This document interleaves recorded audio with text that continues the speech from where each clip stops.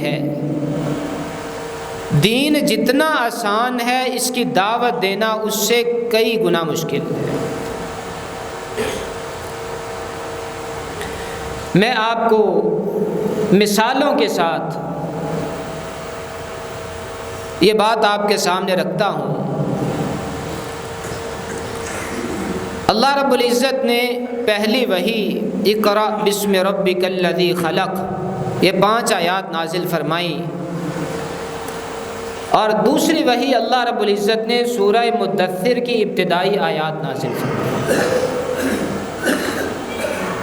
اور دوسری وحی میں تبلیغ کا حکم آپ کو دے دیا گیا تھا۔ یا ایھا المدثر، اے چادر اوڑھنے والے، قم، آرام کا وقت ختم ہو گیا ہے، کھڑے ہو جائیے، فانذر، اور لوگوں کو میرے عذاب سے ڈرائیے۔ یہ دوسری وحی ہے۔ آپ کو جب یہ دوسری وحی آئی، لوگوں کو ڈرانے کا حکم دے دیا گیا، آپ نے دعوت کا کام شروع کر دیا، اور 3 سال تک آپ نے لوگوں کو خفیہ طریقے سے دعوت دی، جو ملتا اس کو دعوت دے دیتے، انفرادی طور پہ الگ، کسی کو کسی طریقے سے، کسی کو کسی طریقے سے آپ نے دعوت دی۔ جب نبوت کا 4تھا سال شروع ہوا تو اللہ رب العزت کی طرف سے واضح حکم آ گیا کہ اب دعوت عام دو، خفیہ طریقے سے، انفرادی نہیں، اب کھلے عام دعوت کا آغاز کر دو۔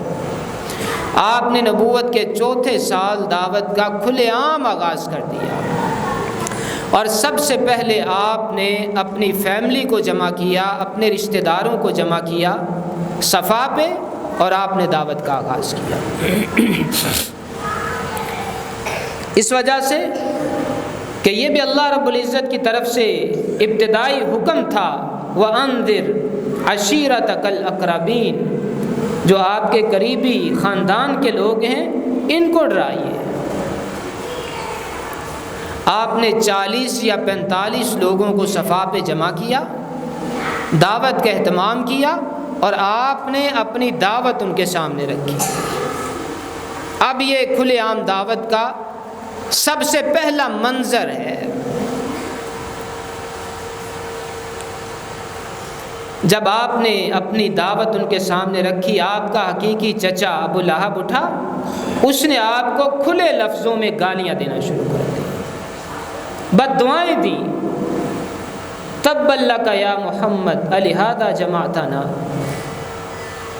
آپ نے اس کی بے وقوفی کے کلمات سنے، اور آپ نے اپنی زبان مبارک سے ایک بھی کلمہ اس کے جواب میں نہیں کہا،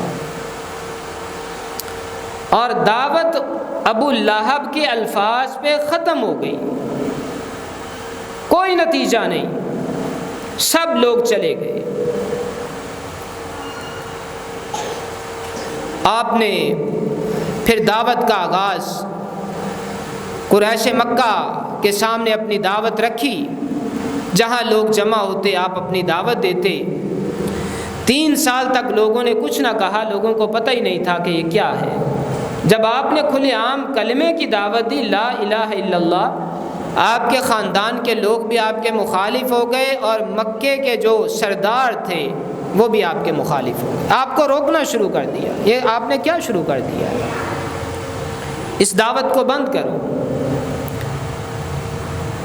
یہ دعوت ہمارے آباء و اجداد کی تعلیمات کے خلاف ہے، یہ نہیں ہم سن سکتے۔ ہمارے جو جھوٹے معبود ہیں، بت ہیں، ان کی توہین ہے اس میں کہ وہ کچھ کر ہی نہیں سکتے۔ لا الہ الا اللہ، صرف ایک الہ ہے، یہ کسی کام کے نہیں ہیں، یہ توہین ہے، اس کو بند کرو۔ رسول اللہ صلی اللہ علیہ وسلم نے ان کی باتیں سنی اور اپنی دعوت کو جاری رکھا۔ جب انہوں نے دیکھا کہ آپ تو دعوت سے رکنے والے نہیں ہیں، آپ تو ہمارے کہنے کے باوجود بھی لوگوں کو دعوت و تبلیغ توحید کا اعلان کرتے ہیں، سختی شروع کر دی۔ خود بھی کہا، اور ایک جملہ میرا یاد رکھیے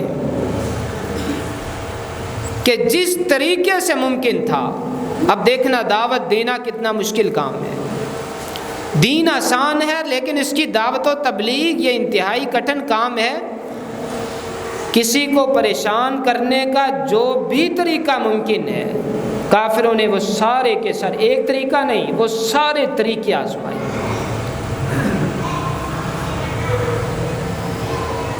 زبان سے بھی روکا، ہاتھ سے بھی روکا، مال سے بھی روکا، لالچ بھی دیا، خاندان کا پریشر بھی ڈالا، اور بالآخر جان سے شہید کر دینے کی دھمکیاں یہ بھی دیں اور پلاننگ بھی کی آپ کو شہید کرنے کی۔ یعنی تکلیف اور مصیبت کسی کو دینے کا کوئی طریقہ، ابتدا سے لے کے انسان کو ختم کرنے تک درمیان میں جتنے مراحل ہیں، کفار مکہ نے، قریش مکہ نے وہ سارے کے سارے طریقے رسول اللہ صلی اللہ علیہ وسلم کی ذات گرامی پہ آزمائے ہیں۔ آپ تنہا تھے، آپ کے دعوت کو قبول کرنے والے وہ تھوڑے سے لوگ، چھوٹی سی جماعت وہ آپ کے ساتھ تھی، اور دوسری طرف پورا مکہ، پورا آپ کا خاندان اور مکے کے دیگر مشرکین یہ سارے آپ کے مخالف تھے۔ اور بات کو یاد رکھیے، بات کو سمجھیے، آج آ کے جو آپ کے پاس سہارا بچتا تھا وہ آپ کے چچا ابو طالب کا سہارا تھا، باقی کوئی حمایت کرنے والا نہیں تھا۔ باپ تھا نہیں، دادا وہ بھی بچپن میں فوت ہو گیا، ماں بھی نہیں تھی، بھائی بھی نہیں تھا، اور آج آ کے انسان کے فیملی کے لوگ، چچا وہ مکے میں موجود تھے، وہ سارے کے سارے مخالف تھے، سوائے ابو طالب کے مسلمان نہیں تھے، لیکن چونکہ نبی صلی اللہ علیہ وسلم آپ کے زیر کفالت تھے، آپ کے گھر میں رہتے تھے، آج آ کے ان کا سہارا تھا۔ قریش مکہ آ گئے ان کے پاس بھی جمع ہو کے، تاکہ یہ سہارا بھی ان سے چھین لیا جائے اور میدان خالی ہو جائے، پھر ہم جانیں اور یہ جانیں کیسے یہ نبوت کی دعوت دیتا ہے، کیسے یہ توحید کی دعوت دیتا ہے۔ اور پریشر اتنا کہ 11 سردار مکے کے، 11 سردار جمع ہو کے ابو طالب کے گھر آ گئے، اور آ کے کہتے ہیں ابو طالب اپنے بھتیجے کو روک لیجیے، یہ ہمیں دعوت نہ دے، ہمارے معبودوں کو یہ برا بھلا نہ کہے، اس کو روک لیجیے۔ ابو طالب نے سمجھایا، رسول اللہ صلی اللہ علیہ وسلم نے اپنی دعوت کو جاری رکھا۔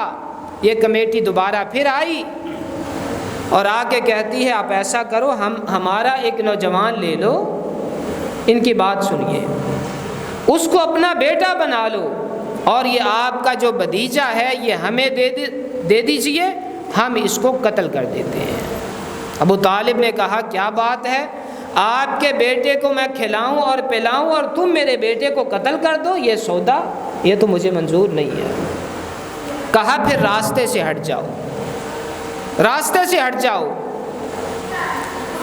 ابو طالب نے جب یہ ساری باتیں سنی اور اہل مکہ اور خاندان کا پریشر، یہ سارے کا سارا معاملہ ابو طالب کے سامنے آیا، جس نے ابو طالب کو سوچنے پہ مجبور کر دیا، اور ابو طالب نے رسول اللہ صلی اللہ علیہ وسلم کو اپنے پاس بلایا، اور پاس بلا کے کیا کہتے ہیں، اے بھتیجے لا تحملنی ما لا اطیق،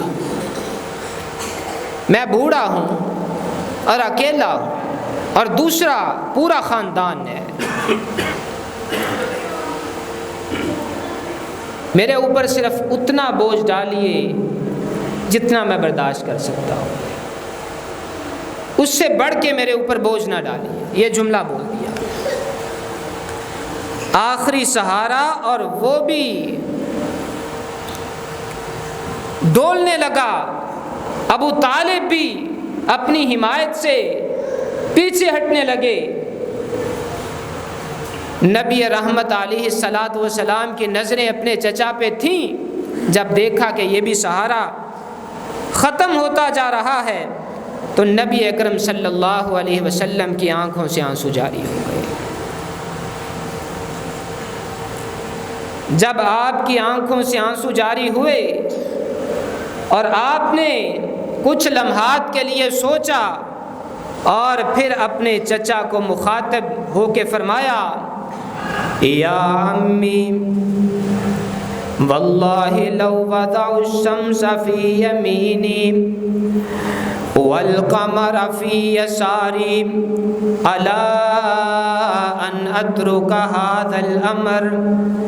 چچا کے دامن شفقت کو جب ہٹتا ہوا پایا، چچا کے دامن شفقت کو جب ہٹتا ہوا پایا تو ہو کر آب دیدہ ہادی برحق نے فرمایا، جفا و ظلم کی آندھی چلے طوفان آ جائیں، مٹانے کو میرے حامان اور شداد آ جائیں، کسی دھمکی کسی ڈر سے میرا دل گھٹ نہیں سکتا، مجھے یہ فرض ادا کرنا ہے، اس سے میں ہٹ نہیں سکتا.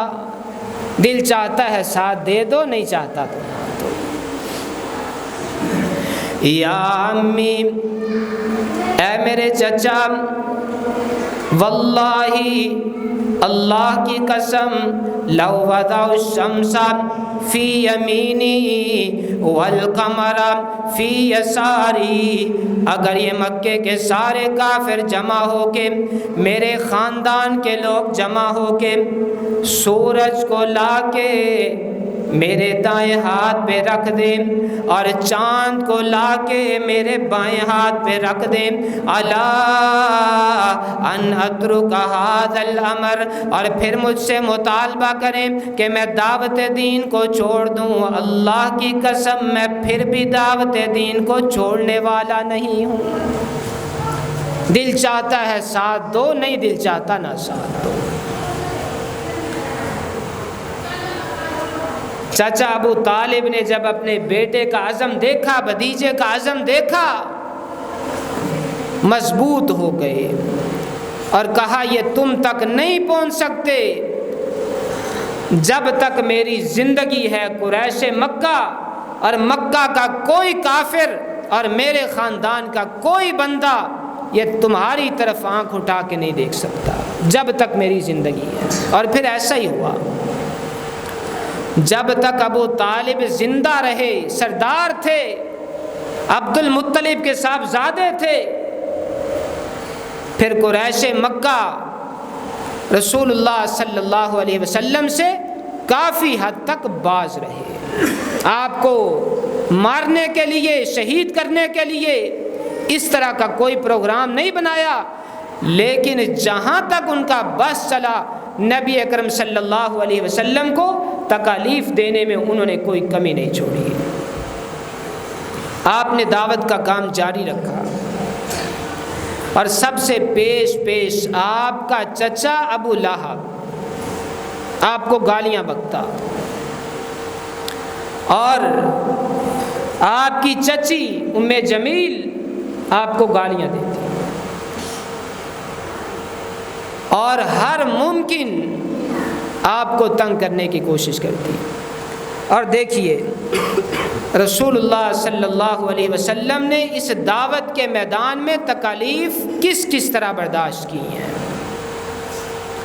ابو لہب نے سب سے پہلے اپنے 2 بیٹوں کو حکم دیا، عتبہ اور عتیبہ، کہ رسول اللہ صلی اللہ علیہ وسلم کی دونوں صاحبزادیوں کو تم طلاق دے دو، سیدہ رقیہ اور سیدہ ام کلثوم رضی اللہ تعالی عنہما، ان دونوں کو طلاق دے دی گئی۔ کس پاداش میں؟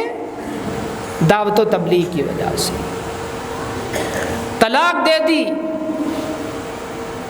اور ام جمیل رسول اللہ صلی اللہ علیہ وسلم کی چچی بازاروں میں نکل جاتی اور اس کے ہاتھ میں پتھر ہوتے اور اس کے بیٹے ام جمیل کے رسول اللہ صلی اللہ علیہ وسلم کو گالیاں بکتے۔ ابو لہب آپ کو گالیاں بکتا، اور یہ کون سا خاندان ہے جو نبی اکرم صلی اللہ علیہ وسلم کا اپنا خون تھا، آپ کا چچا۔ ایک دفعہ عتیبہ نبی اکرم صلی اللہ علیہ وسلم کو بازار میں دیکھتا ہے، آپ کو گالیاں دی، اور گالیاں دینے کے بعد آپ کا کرتا مبارک پکڑا اور کھینچ کے پھاڑ دیا۔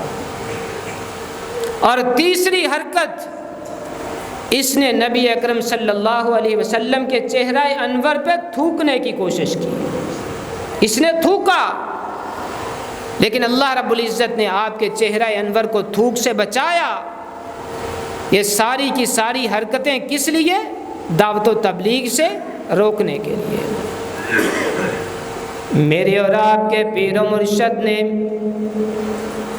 عتیبہ کے تھوکنے کو دیکھا، بد دعا دے دی۔ آپ نے فرمایا اللہم سلط علیہ کلبا من کلابک، اے اللہ یہ عتیبہ کی حرکتیں تیرے سامنے ہیں، میں بد دعا کرتا ہوں اپنے کتوں میں سے کوئی کتا عتیبہ کے اوپر مسلط فرما دے۔ اور ایسا ہی ہوا، شیر نے آ کے اس کو قتل کیا۔ ایک قافلے میں تھا باہر، کہیں شیر نے آ کے اس کو قتل کیا۔ اور آپ کی چچی ام جمیل، قرآن مجید کی سورہ لہب نازل ہوئی، تبت یدا ابی لہب وتب ما اغنی عنہ مالہ وما کسب سیصلی نارا ذات لہب وامرأتہ حمالۃ الحطب فی جیدہا حبل من مسد۔ چچی کو پتہ چلا میرے بارے میں، ہماری مذمت میں قرآن مجید کی صورت نازل ہوئی، غصے میں آ گئی، ہاتھ میں پتھر پکڑا، گھر سے باہر آ گئی، میرے اور آپ کے پیر و مرشد کو ڈھونڈنا شروع کر دیا۔ اور کس وجہ سے؟ کہ آپ علیہ السلام کو ڈھونڈ کے آپ کے سر میں پتھر مار کے آپ کو زخمی کر دیا جائے۔ اور کہتی کیا ہے کہ میرے بارے میں قرآن مجید کی صورت کیوں نازل کی گئی، جس صورت میں نعوذ باللہ مجھے گالیاں دی گئیں، اس کے نتیجے میں یہ آپ علیہ السلام کو گالیاں دیتی ہیں۔ مزممن، سب سے پہلے آپ کے نام کو یہ بگاڑ دیتی ہے۔ مزمم، محمد کی بجائے مزمم، آپ کو اس نام میں گالی دی۔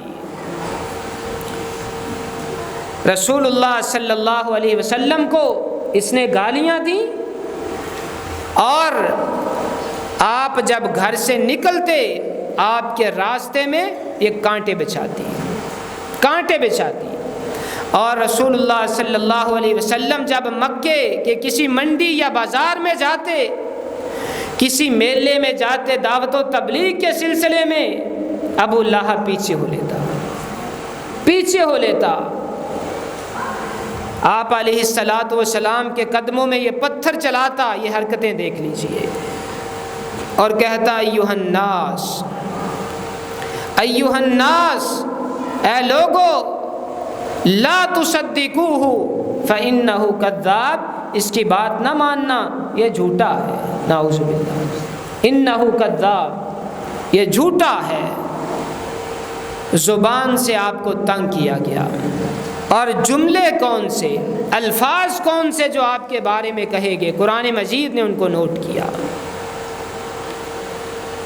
وَقَالُوا يَا أَيُّهَا الَّذِي نُزِّلَ عَلَيْهِ الذِّكْرُ إِنَّكَ لَمَجْنُونَ۔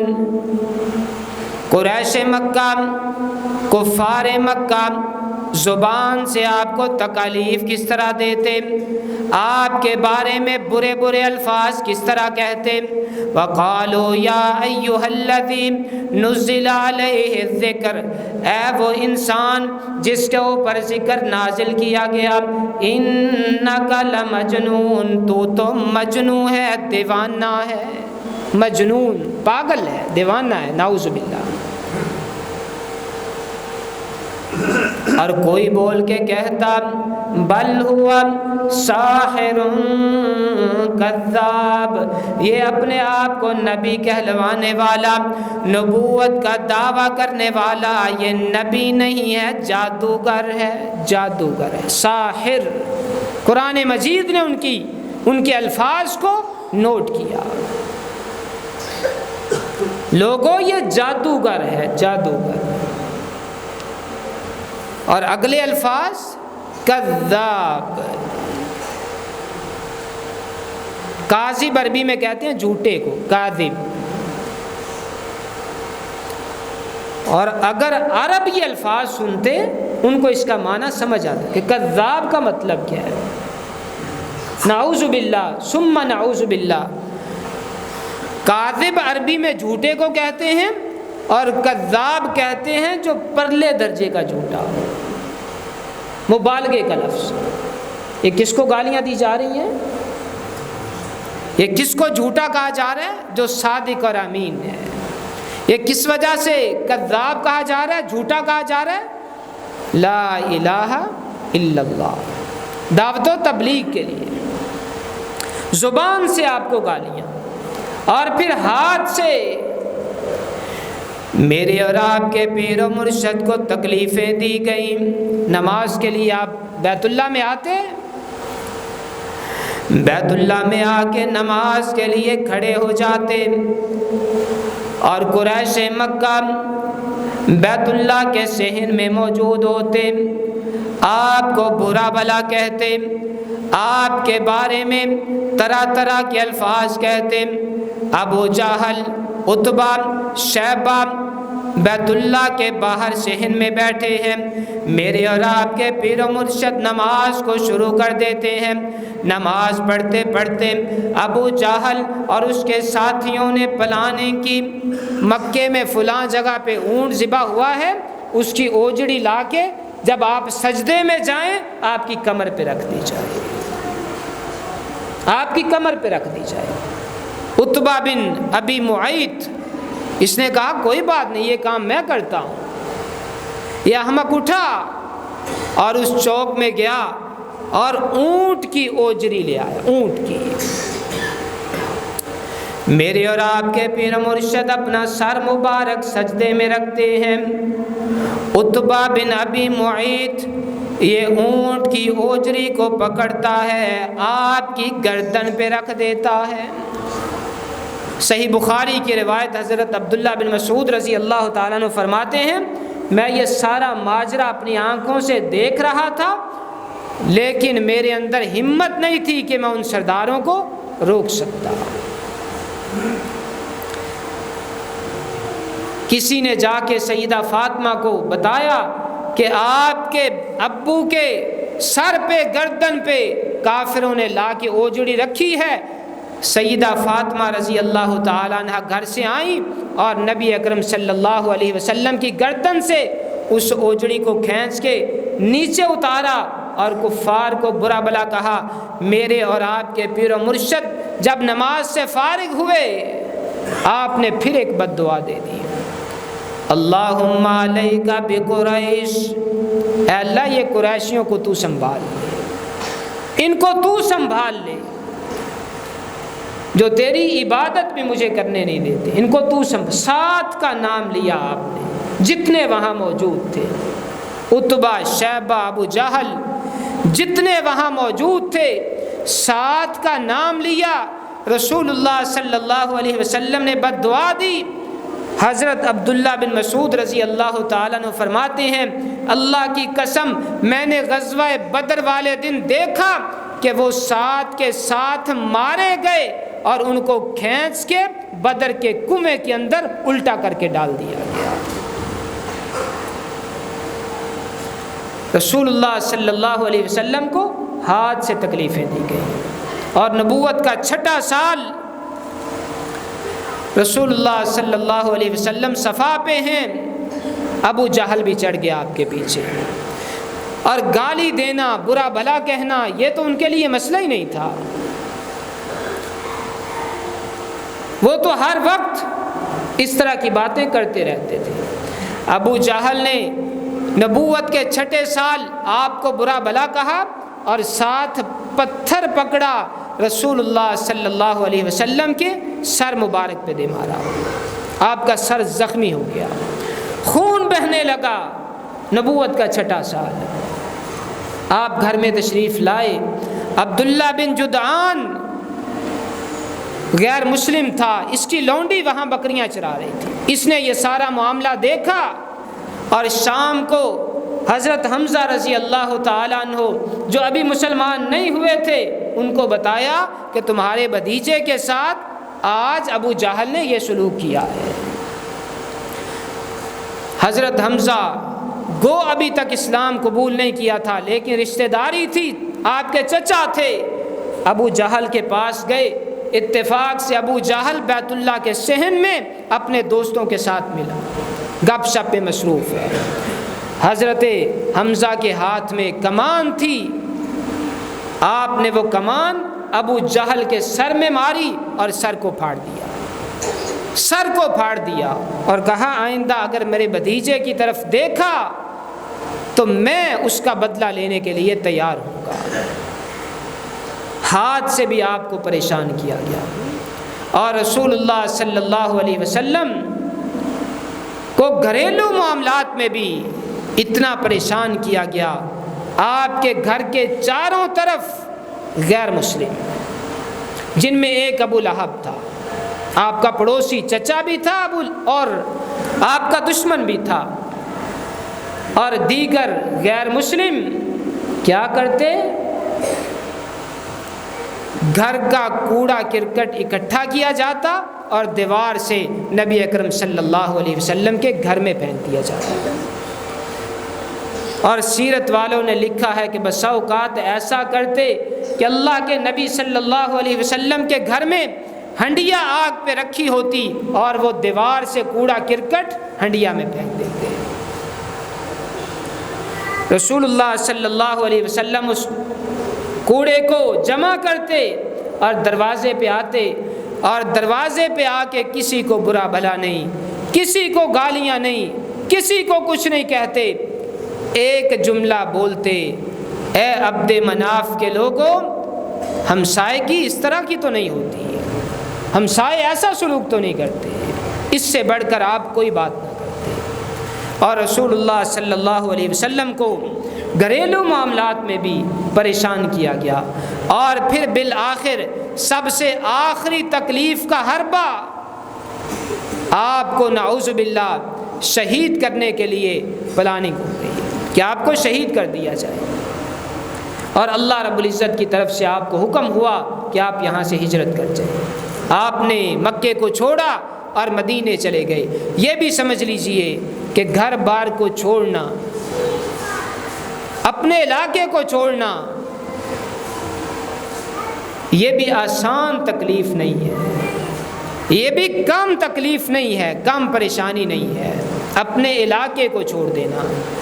لیکن کس لیے؟ صرف دعوت و تبلیغ کے لیے۔ کس لیے؟ صرف دین اسلام کی دعوت دینے کی وجہ سے۔ تو یہ ساری وہ تکالیف ہیں جو رسول اللہ صلی اللہ علیہ وسلم کو دعوت کی وجہ سے دی گئی۔ اور آخری بات سن لیجئے جو میں نے خطبے کے آغاز میں بھی کہی کہ دین اسلام انتہائی آسان دین ہے، انتہائی آسان دین ہے، لیکن دین اسلام کی دعوت دین اسلام کی تبلیغ یہ انتہائی کٹھن اور مشکل کام ہے۔ اس کام کے نتیجے میں آج میں اور آپ مسلمان ہیں۔ دعوت و تبلیغ کے نتیجے میں آج میں نے اور آپ نے کلمہ پڑھا، آج مجھے اور آپ کو پتہ ہے کہ اسلام کیا چیز ہے، اسی دعوت و تبلیغ کے نتیجے میں۔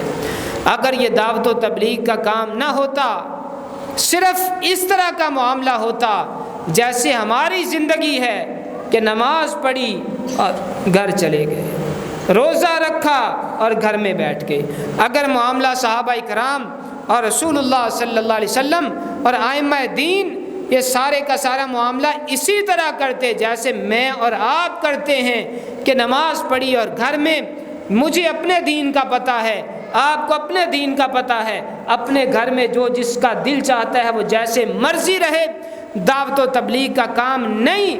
اگر یہی معاملہ وہ لوگ بھی رکھتے، آج پتہ نہیں ہم ہندو ہوتے، عیسائی ہوتے یا کوئی اور غیر مسلم ہوتے۔ یہ دین آسان پہنچا ہے، یہ دین یہ پھولوں کا راستہ نہیں ہے کہ پھولوں پہ چل کے لوگوں نے ہم تک پہنچا دیا ہے۔ یہ گردنوں پہ تلواریں چلا کے، خون کا نذرانہ دے کے، گھروں کا نذرانہ دے کے، جانوں کا نذرانہ دے کے، اولادوں کا نذرانہ دے کے، وقت کا نذرانہ دے کے یہ دین اسلام اسلاف نے ہم تک پہنچایا ہے۔